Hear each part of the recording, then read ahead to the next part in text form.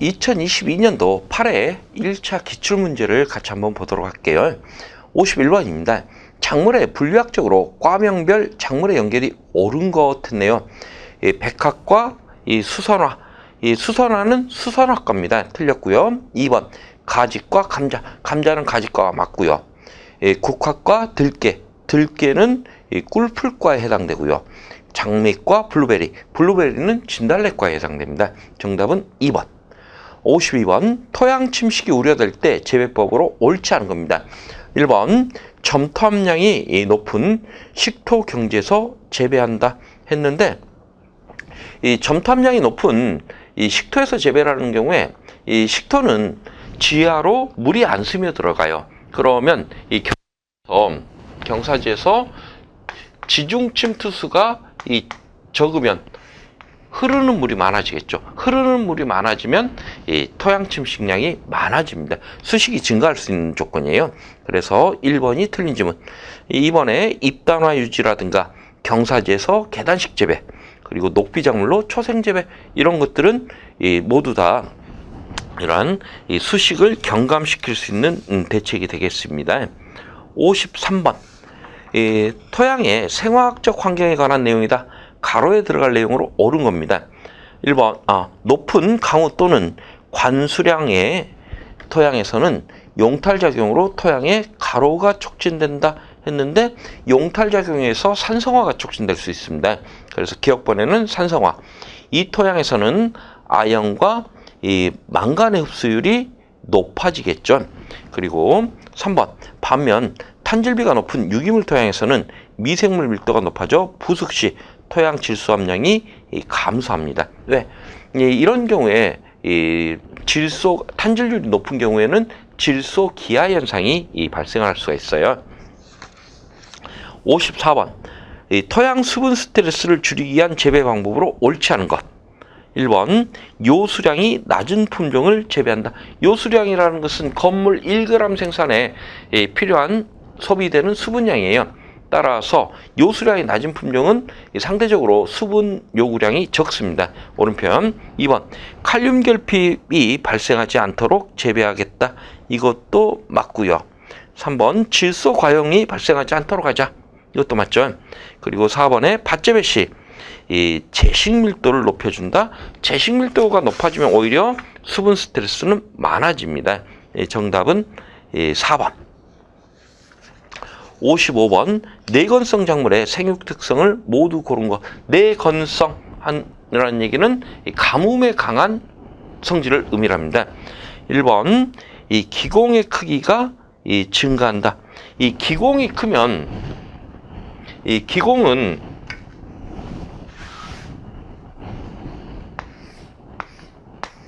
이런 두 개의 공변세포로 이루어진 하나의 이 기공, 이 기공을 통해서 산소와 이산화탄소의 흡수와 배출이 일어나고요. 그리고 수분의 흡수와 배출이 일어납니다. 그런데 상대적으로 기공이 이렇게 커버리면 어때요? 빠져나오는 수분량이, 증산량이 증가할 수가 있어요. 따라서 기공의 크기가 크면 내건성이 작아지고 기공의 크기가 작아야 된다. 이렇게 바꿔줘야 오른편이 되겠네요. 그리고 니은번에 지상부보다 근권부가 발달했다. 다시 말해서 지상부보다 이 지하, 뿌리 쪽이 발달했기 때문에 상대적으로 이 건조한 날씨에 이 수분의 흡수는 유리해지고, 그리고 지상부 발달이 미약하니까 증산량은 감소됨으로써 이 건조에 강해집니다. 3번 낮은 호흡에 따른 저장물질의 소실이 감소된다. 이것도 내건성 작물 특징이겠죠. 그래서 니은하고 디귿이 오른편. 정답은 3번. 56번 다음 가로에 들어갈 내용으로 옳은 것. 저온에서 일정 기간 이상 경과하면 식물체 내 화합분화가 유기되는 것. 이것을 우리가 춘화철이라고 표현하죠. 그래서 춘화는 특정 시기에 특정한 온도대를 거쳐야 나중에 개화하는 습성, 이것을 우리가 춘화 이렇게 표현합니다. 그래서 특정한 온도대에서 고온 춘화형과 저온 춘화형 이렇게 구분하는데, 일반적으로 춘화철이라면 저온 춘화형을 의미를 하고 있고요. 시기적으로 놓고 볼 때는 이 종자 때 저온을 거쳐야 되는, 이 최하종자 때 거쳐야 되는 종자 춘화형과, 그리고 이 녹체기의 저온을 거쳐야 되는 녹식물 춘화형, 이렇게 구분을 하고 있습니다. 그래서 기억번에는 춘화철이 이후 25도에서 30도에서 3, 4주 정도 노출시켜 이미 받은 저온 감응을 다시 상쇄시키는 것, 이것을 우리가 이춘화라고 표현하고 있습니다. 쉽게 해서 이런 얘기예요. 이춘화라는 것은 이 저온을 거쳤는데, 우리 그 겨울에 추웠어요.